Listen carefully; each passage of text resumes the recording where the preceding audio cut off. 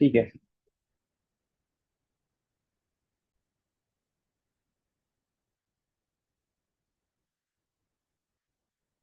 ठीक है भाई, तो 7.9 में क्या देखा, just give me 1 more minute.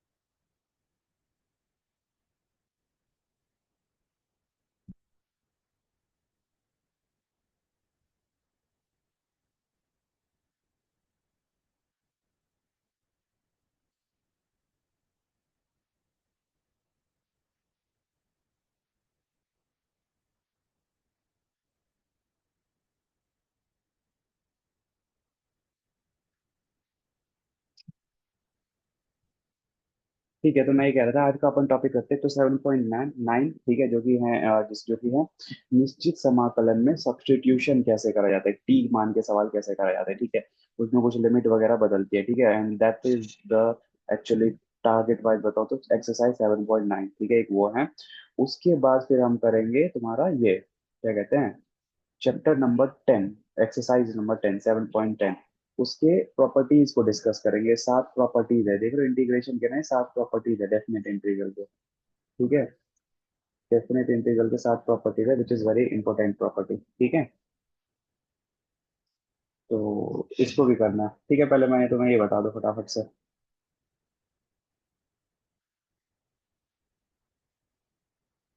और जिस इसका पुराना काम नहीं हो रहा था वो एक बार वीडियोस देख करके पुराना कर लेना, ठीक है। लेट्स गेट स्टार्टेड जल्दी से।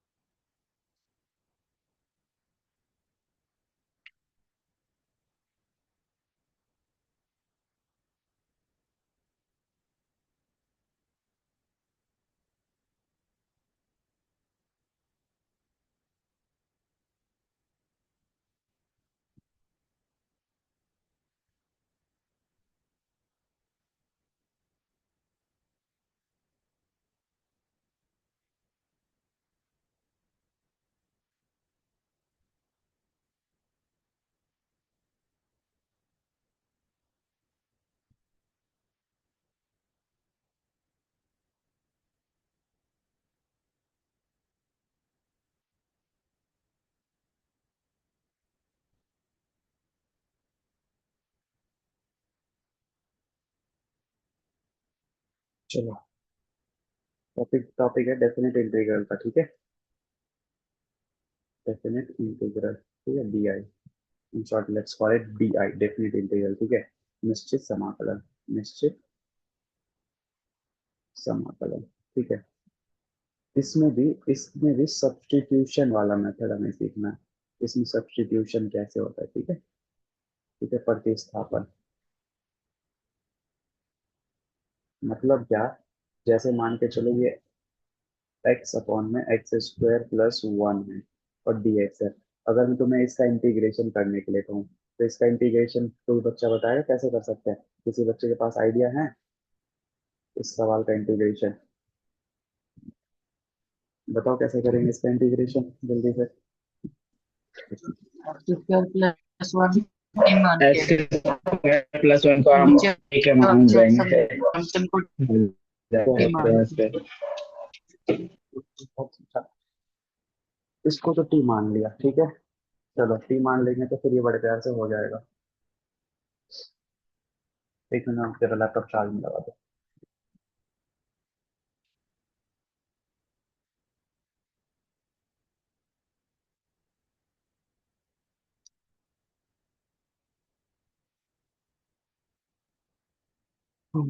चलो ठीक है, इसको फटाफट से कंप्लीट करते हैं। तो हमने इसको मान लिया, लेट कर लेते हैं, x² + 1 को हमने टी मान लिया, ठीक है। तो तुम्हें पता ही है डी टी बटे डी एक्स के साथ भाई एडजस्ट होकर के कितना आएगा, 2x बच जाएगा, ठीक है। तो ओवरऑल ये कितना होगा, 1/t डी टी, और ये जो है 2 आ जाएगा, नीचे आ जाएगा, ठीक है। तो 1/2, तो इसका जो फाइनल आता है वो कितना होता है, 1/2 log t, ठीक है, 1/2 log t, ये आंसर होता है इसका, ठीक है। बट यही अगर क्वेश्चन नट है, लास्ट में अपने को t की वैल्यू भी पुट करनी होती है, तो 1/2 log x² + 1, ठीक है। तो ये इसका आंसर होता है, ठीक है। बट अगर यही चीज अगर उसमें आ जाए, डेफिनेट इंटीग्रल में आ जाए, तो डेफिनेट इंटीग्रल में अंतर क्या रहेगा, इसमें ना रेंज दिया रहेगा, ठीक है, रेंज, क्योंकि डेफिनेट इंटीग्रल का मकसद ही वही है, वो शुरू और शुरुआती पॉइंट और लास्ट का पॉइंट वो हमें बता के चलता है, ठीक है। तो कैसे बता के चलेगा, जैसे सवाल वो ऐसे ना दे करके, तो उसमें बस क्या लगा देगा, इधर 0 लगा देगा और इधर 5 लगा देगा, कुछ भी लगा सकते हैं, ठीक है। तो अब कहता है अब निकालो, तो अप्रोच वही रखना है, क्योंकि हमने क्या करा था, टी माना था x² + 1 को, ठीक है। और हमारा डी टी बटे डी एक्स जो निकल के आया था वो क्या निकल के आया था, वो 2x निकल के आया था। तो इस तरीके से हमारा जो ये बदल गया था वो कितना आया था, 1/2 1/t dt हो गया था, राइट। बट अब जो लिमिट यहाँ रखी जाएगी ना, वो लिमिट क्या रखी जाएगी, वो मैटर करता है। तो देखो लिमिट कहाँ कहाँ की थी, कैसी लिमिट थी, दो लिमिट थी, एक थी लोअर लिमिट, एक थी अपर लिमिट, ठीक है। तो जो तुम्हारी लोअर लिमिट है वो कितनी थी, x = 0, और जो अपर लिमिट है वो कितनी थी, x = 5, ठीक है। तो जरा मेरे को एक बात बताओ, अगर x = 0 है और अगर 0 है, तो t का मान उसमें कितना होगा, ये जो इक्वेशन तुमने माना है ना, इसमें तुम्हें x की जगह पे 0 पुट कर दोगे तो t का मान कितना आ गया, 1। ऐसे ही x की जगह पे 5 पुट कर दोगे तो कितना आ जाएगा, t का मान 26। तो ये जो लिमिट हो गया वो बदल कर कितना हो गया, 1 से 26 तक। तो ये लिमिट ऐसे सब्स्टिट्यूट होता है और ऐसे बदलते हैं, ठीक है। कहाँ 0 से 5 था और कहाँ 1 से 26 हो गया, ठीक है, log t। और यहाँ पे आ जाएगा 0 से 26। पहला डिफरेंस लिमिट चेंज करना, दूसरा डिफरेंस उसमें हम क्या करते थे, टी की वैल्यू सब्स्टिट्यूट करते थे। बट इसमें हमें टी की वैल्यू वैल्यू सब्स्टिट्यूट करने की कोई जरूरत नहीं, सीधा लिमिट पुट कर देंगे। तो आई गेस log 0 का वैल्यू 1 होता है। तो यही आंसर हो जाएगा तुम्हारे इसमें, ठीक है। तो ये है तुम्हारा डेफिनेट इंटीग्रल का सवाल, और वो है बिना डेफिनेट इंटीग्रल, और लिमिट इसका इस तरीके से चेंज होता है, ठीक है। कोई डाउट इस सवाल में किसी बच्चे को, जल्दी से बताओ, समझ में आया लिमिट चेंज करना कैसे होता है। और क्वेश्चंस करेंगे अभी, देख लो एक बार, कोई डाउट हो तो बताओ। मैं एक बार रिपीट कर दो, मैं क्लास से बाहर हो गया। ठीक है। मैं एक बार रिपीट कर दो। लिमिट हमने पहले टी मान लिया, टी मानने के बाद जो हमने करा ना, एक्स की जगह पे अरे काम करना तो कर रहा है। कल ओपन होगा भैया 9 बजे के बाद। क्या कह रहा था भाई दीपक। क्या हो गया? वापस, हार्ड वर्क। चलो कोई नहीं, मैं दोबारा हार्ड बताता हूँ। वर्क है। सो दस ये हमने इसको नीचे वाले को टी मान लिया, इसका अवकलन करा डी एक्स बटे डी टी करके आया, तो ये आया डी टी बटे डी एक्स, 2x आया। फिर इसको हमने लिमिट चेंज करा, लिमिट चेंज करने के लिए यहाँ पे 0 था, तो ये x की लिमिट थी। जब हम इसको t में कन्वर्ट करने गए ना, तो जो हमने माना था, जो हमने अज्यूम किया था, उसमें x की जगह पे 0 पुट करा था। तो x की जगह पे 0 पुट करा तो t का मान कितना आ गया, 1। ऐसे ही जो अपर लिमिट है 5, तो x की जगह पे इसी में जो तुमने माना है, उसी में x की जगह पे क्या पुट करोगे, 5 पुट करोगे, ठीक है, 5। उसी में x में जो तुमने अज्यूम किया उसमें x की जगह पे क्या, अपर लिमिट 5, तो 5 पुट करोगे x की जगह पे, ठीक है। तो कितना है, 5 5 25 प्लस 1 26। तो अपर लिमिट हो गया 26 एंड लोअर लिमिट हो गया 1, ठीक है। और ये सारा मानने के बाद ये अरेंजमेंट आया था 1/t dt। इसका इंटीग्रेशन करा log t, limit upper limit 26, lower limit 0, 26 log 26 minus log 0, t की जगह पे रखे, राइट, जो वेरिएबल होता है जिसके अक्रॉस तुमने डिफरेंशियल इंटीग्रेशन किया रहता है। तो ये इस तरीके से हो गया था बस, और यही आंसर था, ठीक है। Coming to the next question, और ये एक्सरसाइज का तुम्हारा शायद पहला क्वेश्चन था, ठीक। तो ये वाला ये मैंने कर दिया, ठीक है, 0 से 1 है, तो वही सवाल हमने भी करा, ठीक है बच्चों। नेक्स्ट सवाल के और मूव ऑन करते हैं। देखो भाई, सुषमा ने भी ऐसे ही कुछ सवाल भेजा है, थोड़े से डिफर है, बट वही है, डिफी इंटीग्रल के। तो 7.10 करवाएंगे ना सुषमा, तो तेरे सारे सवाल हो जाएंगे, ठीक है। अगर अवेलेबल है तो वेल एंड गुड, नहीं अवेलेबल है तो कोई बात नहीं। ये सारे 7.10 के क्वेश्चन है एक्चुअली, ठीक है। एनीवेज चलो भाई, नेक्स्ट देखो, क्वेश्चन नंबर 2 देखो। क्वेश्चन नंबर 2 है तुम्हारा, कुछ दूसरा भेजे ना, नहीं तो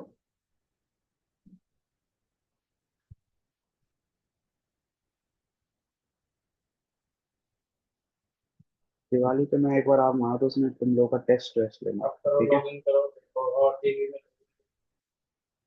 तो पूरा जितना भी पढ़ा है वो सब पढ़ के रेडी रहना सब कुछ। चलो let's move to the question number 2। तो क्वेश्चन नंबर 2 ये कहता है मेरे भाइयों,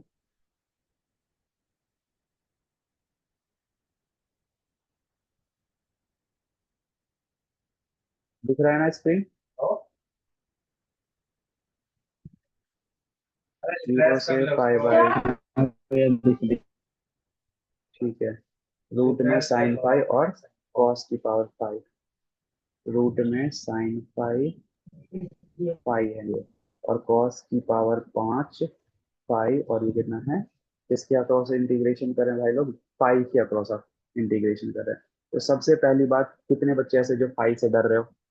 जो जो बच्चा 5 से डर रहा है ना, 5 ये तो पता है symbol, this symbol is called 5, right?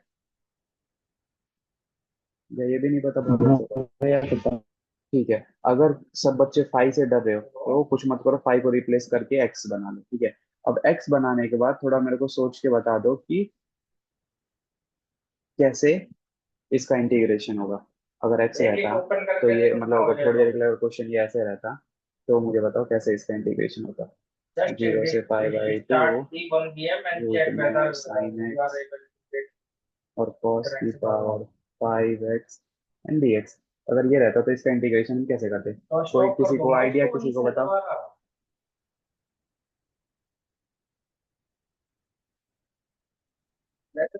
इसीलिए इसको मान लेंगे शायद से।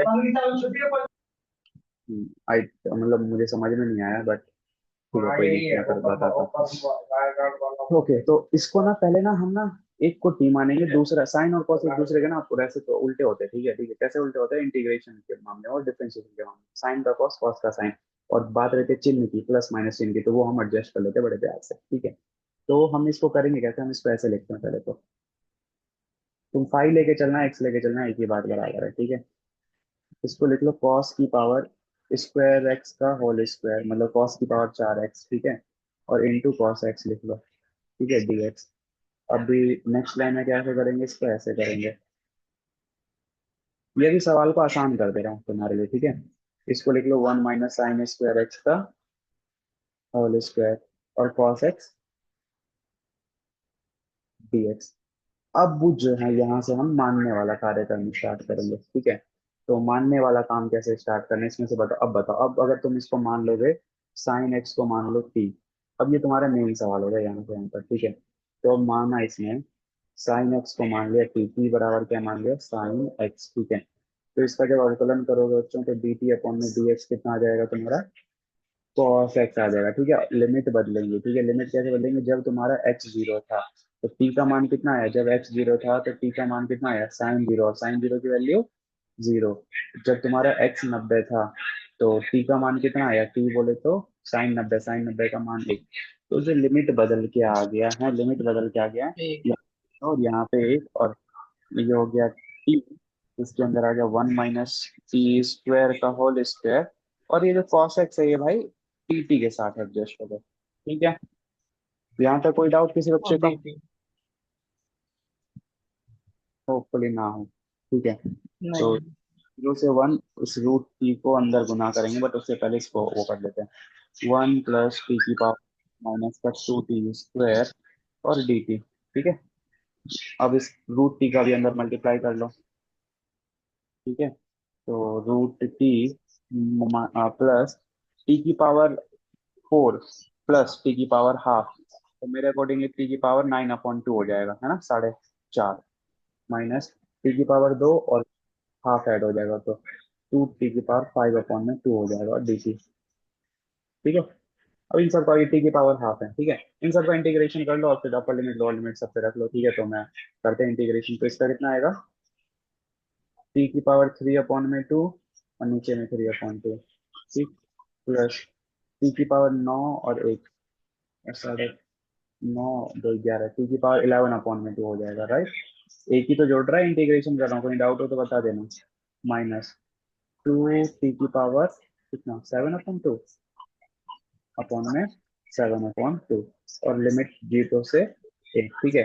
थोड़ा सा नीचे का कैलकुलेशन हल्का कर लो, उसके बाद लिमिट रख लेना 1 और 0, ठीक है। तो देखो जीरो रखने का तो कोई मुद्दा ही नहीं बनता, क्योंकि जीरो पे सारे के सारे खत्म हो जा रहे हैं। बट एनीवे थोड़ा सा कैलकुलेशन हम इसका इजी कर लेते हैं पहले, ठीक है।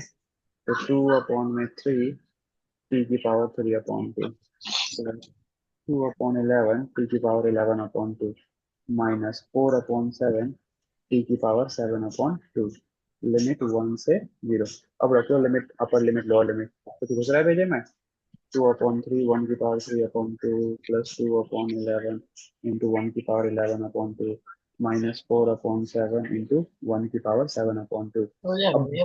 दूसरा जो सारा वन माइनस की ही है, तो पावर कुछ नहीं माइनस होती का है। 0 0 0 0 0 कर देता हूँ, ठीक है। तो कोई फर्क नहीं पड़ रहा, ठीक तो है। जीरो। हाँ, तो ये साइन क्या है, 2/11 प्लस 2/11 प्लस -4/7, ठीक है। चाहो तो एलसीएम ले लेना, 11 3 37 और 11 3 7 का एलसीएम, आई डोंट नो कितना आएगा, 3 11 7, ठीक है। तो 77 इंटू 2, 2 इंटू 77 प्लस 2 इंटू 22 21, ठीक है। -4 × 33, ठीक है। तो ये इसका सॉल्यूशन था, ठीक है। एक बार मैं फटाक से थोड़ा जूम इन करके मैं थोड़ा सा एक्सप्लेन करता हूँ। पहले ये बड़ा अजीब सा इंटीग्रेशन था, तो हमने उसको उस वाले फॉर्मेट में लगा जिससे इंटीग्रेशन हो पाए। तो इंटीग्रेशन के लिए हमें साइन में कन्वर्ट करना पड़ा सारे कॉस को, जो कि हमने कर दिया बड़े प्यार से। फिर हमने टी माना, तो ये हमें आइडिया लग गया था, एडजस्ट हो जाता है डीएक्स के साथ। और फिर उसके बाद हमने इसका लिमिट तोड़ के देख लिया कैसे लिमिट थी, और फिर फटाक से इंटीग्रेशन करते रहे और ये आता गया, ठीक है। कोई डाउट, बताओ कोई डाउट तो। समझ में आया थोड़ा सा ये कैसे हो रहा है ये वाला सवाल, डेफिनेट इंटीग्रल के सब्स्टिट्यूशन मेथड, आ रहे समझ में।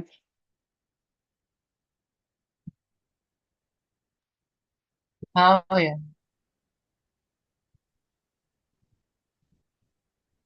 हाँ। ठीक है, और बताओ, और कोई सा सवाल बताना है तो 7.9 के क्वेश्चन जो हैं तुमसे हो जाने चाहिए बड़े प्यार से, ठीक है। 7.9 के क्वेश्चन ट्राई करो, बड़े इजी इजी है, नहीं होते तो कल हम फिर मिलकर सॉल्व करेंगे, ठीक है। 7.10 में क्या है, मैं थोड़ा सा ओवरव्यू दे देता हूँ ताकि तुम अपना माइंड सेट करके रखना, ठीक है। तो 7.10 में जो है एक्चुअल में कुछ प्रॉपर्टीज हैं, ठीक है। प्रॉपर्टीज क्या होती है, इंटीग्रेशन में कुछ प्रॉपर्टीज होते हैं, कुछ नियम होते हैं, ठीक है। रूल होते हैं, ठीक है। तो साइंटिस्टों ने बड़ा चेक करने के बाद वो बताया मैथमेटिशियंस ने कि ऐसा ऐसा कर लो तो तुम्हारा कोई फर्क नहीं पड़ेगा, मतलब प्री कैलकुलेशन। तो जिसमें कि पहला वाला नियम यही कहता है, जो ऑलरेडी तुम लोग अभी यूज कर चुके हो। देख रहे हो पहला नियम क्या कहता है, अगर तुम वेरिएबल चेंज कर रहे हो, जैसे dx और यहाँ पे dt है, सारा का सारा वेरिएबल चेंज कर रहे हो, तो जैसे x की जगह पे t रख रहे हो, x बराबर t रख रहे हो, तो तुम्हें कोई लिमिट में चेंज करने की जरूरत नहीं, एज इट इज तुम रख सकते हो। जो काम हमने अभी जस्ट थोड़ी देर पहले किया था, मैंने कहा तुम लोगों को फाइव से डर लग रहा है तो इसको x में बदल लो।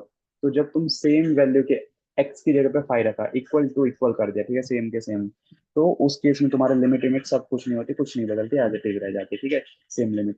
लेकिन वही जब तुम मानते हो किसी दो वैल्यू को, मतलब जैसे यहाँ पे हमने क्या मान लिया, साइन एक्स को टी के बराबर मान लिया, तो ये दो अलग अलग वैल्यू है, ठीक है। तो साइन एक्स को टी के बराबर मान लिया, तब इसकी जाकर के लिमिट क्या होगी, चेंज हो गई, ठीक है। ये ट्रिग्नोमेट्रिक फंक्शन का था, ये अलजेब्रिक फंक्शन का था, तो इसीलिए इसकी वैल्यू चेंज हो गई। यहाँ पे दोनों एक ही वेरिएबल के जैसे थे, ठीक है। एक्स की जगह पर हमने बस फाइव रिप्लेस करा, ठीक है। दोनों का दोनों का जो मेजरमेंट है वो सेम ही रहता है, तो ये पहली प्रॉपर्टी यही आई है, ठीक है। दूसरी प्रॉपर्टी ये कुछ होती है कि a प्लस बी करके कर लो तो माइनस आएगा जब तुम लिमिट चेंज करते हो। जैसे दूसरी प्रॉपर्टी क्या कहती है कि अगर तुमने इसका मान निकाला, ठीक है, अगर तुमने इसका मान निकाला 1 से 2 और x, इसका मान निकालोगे तो कितना आएगा, x² अपॉन में 2, लिमिट 2 से 1, ठीक है। तो इसका आएगा 2 का स्क्वायर अपॉन में 2 -1 का स्क्वायर अपॉन में 2, ठीक है। तो कितना आएगा, ये 2 - 1 1 आ जाएगा, राइट। एक ही आएगा, 4, हाँ एक ही आएगा, नहीं एक नहीं आएगा यार, गलत बोल रहे हो तुम लोग। ये कितना है, 4, 2 - का 1/2, तो ये आ गया 3/2 आ गया, ठीक है। वो प्रॉपर्टी ये कहती है, प्रॉपर्टी ये कहती है अगर तुम इसका लिमिट चेंज कर दोगे ना, तो इसका आंसर कुछ नहीं आएगा, इसका आंसर -3/2 आएगा, करके देख लेना। ये प्रॉपर्टी कहती है। लिमिट चेंज करने पे वैल्यू में क्या होता है, जैसे ए टू बी लिमिट था, जैसे इसने भाई ने बी टू ए लिमिट कर दिया ना, तो दोनों का वैल्यू में क्या आ गया, माइनस का डिफरेंस आ गया, ठीक है। तो ये होता है फंडा। और अगर ऊपर नीचे का लिमिट सेम हो जाए तो उसका आंसर कितना हो जाता है, जीरो हो जाता है। इसका कोई कारण बताएगा, ऊपर नीचे का लिमिट अगर जीरो सेम हो जाए तो उसका आंसर जीरो क्यों आता है? बताया कोई बच्चा कारण? हम्म? जीरो से माइनस भैया करने पहला लिमिट वाला का वन डिफरेंस है आ और गया। दूसरा वाला भी वन है, तो लिमिट लगाने पे वन माइनस वन होगा तो जीरो ही हो जाएगा। हाँ, सेम वैल्यू में से सेम वैल्यू घट रही है, इसीलिए वो जीरो हो जाता है, ठीक है। तीसरी प्रॉपर्टी क्या होती है? तीसरी प्रॉपर्टी ये होती है कि अगर तुम्हारा लिमिट दे रखा है 1 से 8 तक, तो तुम चाहो तो उसको दो में फर्दर तोड़ सकते हो। कभी कभी हमें रिक्वायरमेंट आ जाती है, कैसे? हम कोशिश करेंगे कि 0 से 5 तक ले लें और फिर अगला 5 से 8 तक ले लें। सीधा एक सेम फंक्शन कोई एफ एक्स है, उसको तुम चाहो तो बीच में तोड़ सकते हो, ए से सी से लिया और सी से डी में लिया, सी जो है वो ए और बी के बीच में कहीं एग्जिस्ट करता है, ऐसा मान लो, ठीक है। तो ये ऐसे ऐसे सवाल हैं, ये सारे प्रॉपर्टीज हम कल अच्छे से इसको एक एक प्रॉपर्टीज तुम्हें याद करनी पड़ेंगे, सारी की सारी प्रॉपर्टीज, ठीक है। तो इन सारी की सारी प्रॉपर्टीज पढ़ के आना, ठीक है। तो कल के लिए सबसे पहले तो होमवर्क सुन लो, तुम्हारे पास बहुत सारे होमवर्क हो गए, ठीक है। मैं एक बार रिमाइंड करवा दूंगा बीच में। होमवर्क नंबर 1 जो हो गया तुम्हारा, वो तुम्हारा 8.1 कंप्लीट करना है, कंप्लीट करना है, ठीक है। होमवर्क नंबर 2 है तुम्हारा, होमवर्क नंबर 2 जो है तुम्हारा 7.9 कंप्लीट, राइट। विद एग्जांपल्स कर लेना ज्यादा अच्छा है, ठीक है। और होमवर्क नंबर 3 तुम्हारा है, दैट इज 7.10,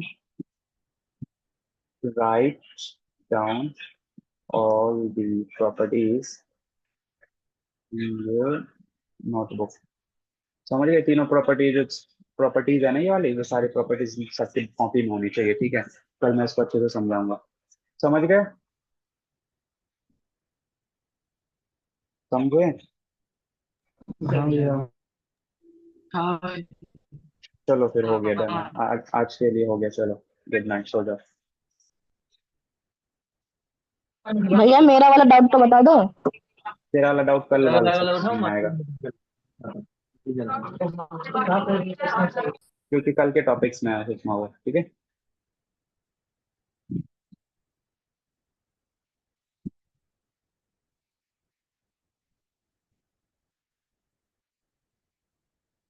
ड्रॉप कर दो, गुड नाइट।